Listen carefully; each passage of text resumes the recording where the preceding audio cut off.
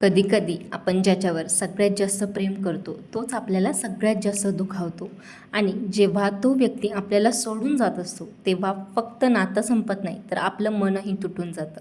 असं काहीसं झालं होतं पूजासोबत. त्या दिवशी ती घरी परतली, पण तिच्या डोळ्यात अश्रू होते आणि मनात हजारो प्रश्न. ती आरशासमोर उभी राहिली, पण तिला स्वतःचा चेहरा ओळखू येत नव्हता. तिचं हसू हरवलं होतं, तिची चमक नाहीशी झाली होती आणि ती जोरात रडू लागली होती.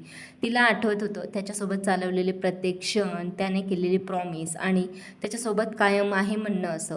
आणि आज तोच माणूस तिला सोडून गेला होता. जुने चॅट्स ती पुन्हा पुन्हा वाचत होती.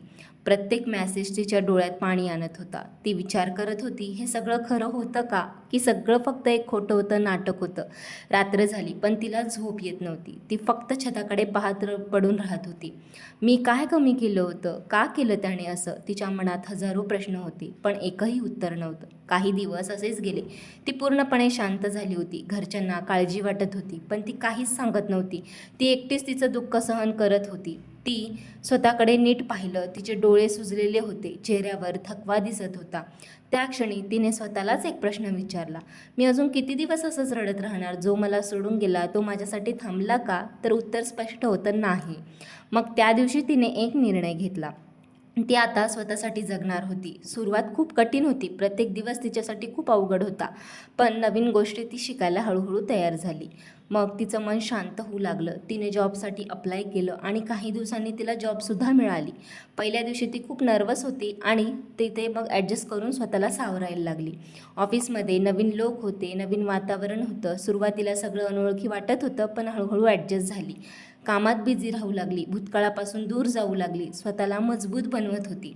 ती स्वतःवर प्रेम करायला शिकली, स्वतःची किंमत ओळखायला लागली. तिच्या चेहऱ्यावर पुन्हा हसू आलं, पण यावेळी ती आधीपेक्षा जास्त स्ट्रॉंग होती. काही महिन्यानंतर एक दिवस अचानक तिच्या फोनवर कॉल आला.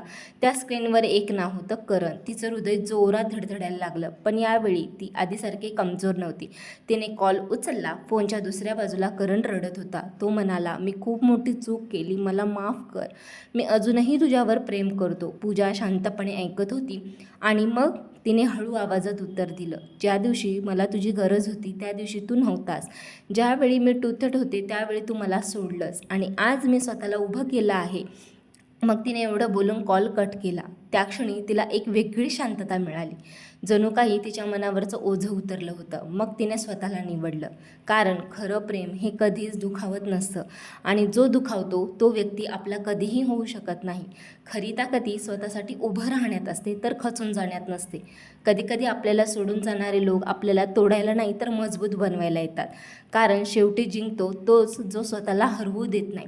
जर तुम्हाला ही स्टोरी खरंच मनापासून आवडली असेल तर छान छान स्टोरी पाहण्यासाठी चॅनल सबस्क्राईब करा.